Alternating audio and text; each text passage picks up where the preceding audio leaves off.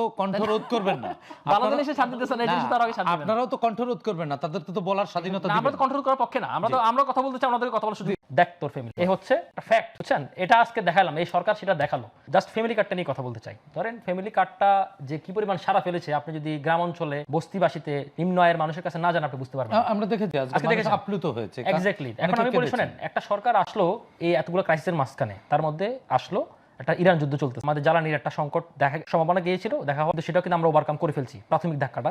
তো সে জায়গা থেকে একটা সরকারের বয়স এখনো পর্যন্ত 1 মাস হয় নাই, সরকার ওই তো 1 মাস এখনো হয় নাই, তো এর মাঝখানে এই সরকার অলরেডি 11 লক্ষ কৃষককে 10,000 টাকা ঋণ মকুব করে দিয়েছে। সে তার প্রতিশ্রুতি দিয়েছিল মসজিদ ইমাম, তারপরে হচ্ছে বিভিন্ন ধর্মীয় যারা আছে প্রতিষ্ঠানে, তাদেরকে একটা মাসিক ভাতা দেওয়া হবে, সেটাও চালু হচ্ছে আগামী 14 মার্চ থেকে। আজকে তার যে ফ্যামিলি কার্ডটা, সেই ফ্যামিলি কার্ডটা চালু হলো, সেই প্রথম, এটা এখন কিন্তু পাইলটিং পর্যায়ে রয়েছে, সেই পাইলটিং পর্যায়ে সে আজকে 37,567 জনকে সে আজকে দিল।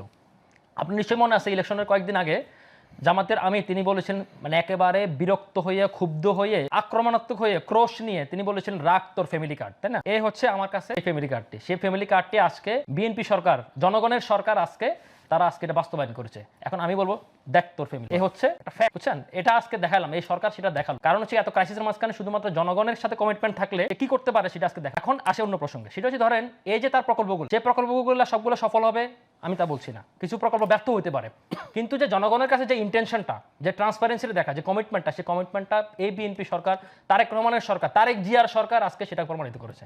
এখন আসেন, এমন উনি বলছে টাকাটা করতে আসবে। দেখুন আমাদের যে সোশিও ওয়েলফেয়ারের যে প্রজেক্টগুলো, সেখানে মোট 1 লক্ষ পেনশন সহকারে, ইনক্লুডিং পেনশন সহকারে সম্ভবত এই বাজেটে 1,16,000, মানে ফিগারটা কম বেশ হতে পারে, এরকম রয়েছে। তো সেখানে আপনি দেখেন, সেখানে বিধবা ভাতা, বয়স্ক ভাতা, আরও নানান ভাতা রয়েছে। দেখা গেছে কিছু কিছু ভাতা ওভারল্যাপিং হয়ে যায়।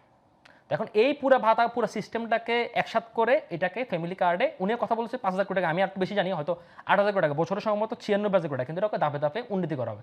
পাশাপাশি আসছে রাজস্ব ঘাটের কথা বলতাম। দেখুন উনি বলছে জনগণের উপর চাপিয়ে দিবে, না, এটা সত্য না। কারণ হচ্ছে কি, বাংলাদেশ রাষ্ট্রের তো কোনো ইনকাম, রাষ্ট্র জনগণের টাকায় চলে। বাংলাদেশ রাষ্ট্রের ইনকামটা আসে কীভাবে জানেন? ফরেন আসে খুব 2-3টা খাত থেকে, রেমিটেন্স, গার্মেন্টস, সিরামিক, খুব লেদার, সামান্য কিছু খাত থেকে। আর বেশিরভাগ আমাদের রাষ্ট্রের ইনকামটা হয় হচ্ছে আপনার আমদানি শুল্ক এবং হচ্ছে পণ্যের ভ্যাটের উপরে। কিন্তু আমাদের কিন্তু সোশ্যাল ওয়েলফেয়ার অনুযায়ী বা বিজনেসম্যানদের কাছ থেকে কিন্তু আমাদের যে ট্যাক্স আদায় করে, রাজস্ব, এ কারণে দেখবেন যে কর ফাঁকিগুলো আসে, এবং কর ফাঁকি দেওয়ার জন্য তারা একটা শর্টকাট ফর্মুলা করে, তারা করে ব্যাংক ঋণ করে, নানা ধরনের কাজ করে কিন্তু এই ট্যাক্সগুলো ফাঁকি দেয়। এখন আপনি যদি প্রত্যেকটি মানে সোশ্যাল স্ট্যাটাস অনুযায়ী, ধরেন যে গুলশান মনারি থাকে, তার থেকে আপনি ট্যাক্স আদায় করবেন না, অ্যাপ্রুভেড ট্যাক্স আদায় করবেন। যে ব্যবসায়ী, তার থেকে অ্যাপ্রুভেড ট্যাক্স আদায় করবেন। সেই ট্যাক্স যদি সঠিকভাবে আদায় করা যায়, জনগণ থেকে বাড়তি করার বোঝা চাপা করার দরকার নাই। অ্যাপ্রুভেড ট্যাক্স আদায় করলে এই রাষ্ট্রকে, জনকল্যাণ রাষ্ট্র ইজিলি করা যায়। আপনি দেখেন, আমি একটা শর্ট আপনাকে বলি, আপনাকে ধরেন ইউনূস সরকারের আমলে সরকারি বেতন বাধা দেওয়ার জন্য তিনি লোন করেছে, তাই না? লোন করেছে এবং রাজস্ব ঘাটতি রয়ে গেছে।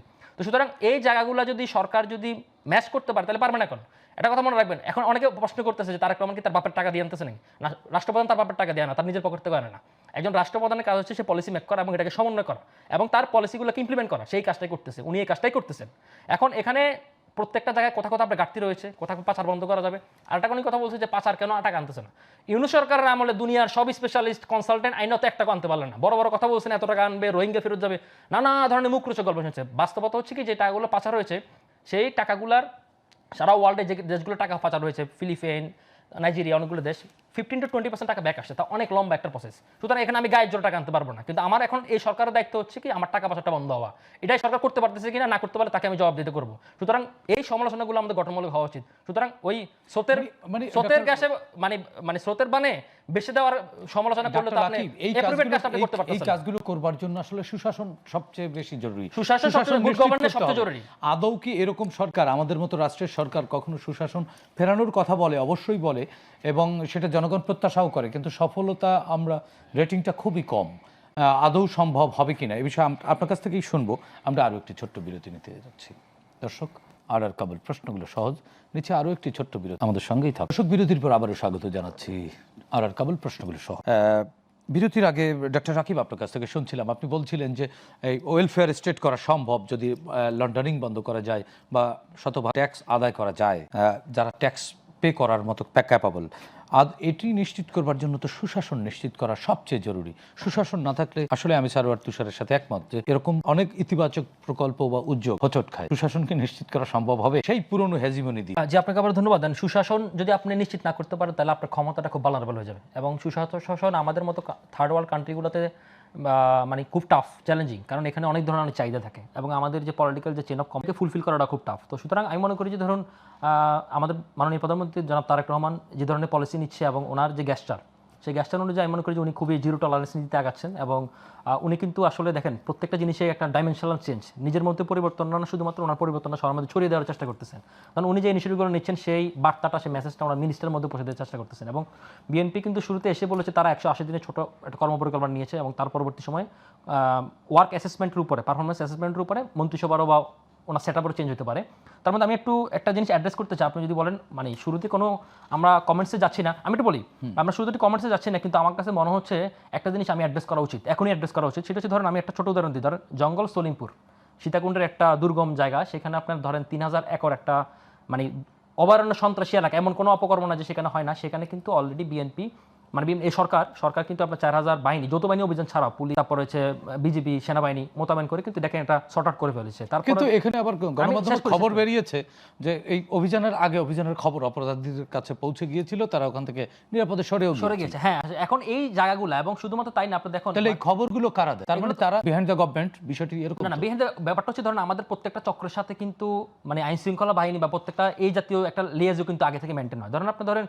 আপনি দেখবেন অনেক জায়গায় দেখবেন পুলিশ বা এই জাতীয় বাহিনীগুলো কিন্তু পকেটে আপনার গাঁজা বা ইয়ে দিয়ে তাকে ধরে ফেলতেছে, আবার যারা ব্যবসা করতেছে তারা কিন্তু আবার তাদের সাথে যোগ করতেছে। এটা দিয়ে আপনি সুশাসন কিভাবে নিশ্চিত করবেন? আমি সেই পয়েন্টে আসতেছি, এবং এই জায়গাটা যদি আপনি ব্রেকডাউন না করতে পারেন এবং এই বিষয়গুলোতে যদি আপনি একেবারে জিরো টলারেন্স নীতি না নিতে পারেন, তাহলে কিন্তু খুব একটা অবস্থা খারাপ হয়ে যাবে। ডক্টর রাকিব, আপনি কিন্তু বলছেন যদি না পারেন, যদি না করেন, তো যদি মুক্ত বাক্য তো আপনিও নিশ্চিত হয়ে বলতে পারছেন না। না, এখন পর্যন্ত তো মাত্র 22 দিন হলো সরকার বয়স। এখন আমি 3 মাস মর্নিং শো অলরেডি তো সেগুলো করতেছে, অলরেডি তো অনেক উদ্যোগ আপনি নিয়েছেন। আজকে একজন মানুষের পরিবর্তন দেখছি, সবার মধ্যে দেখছি না।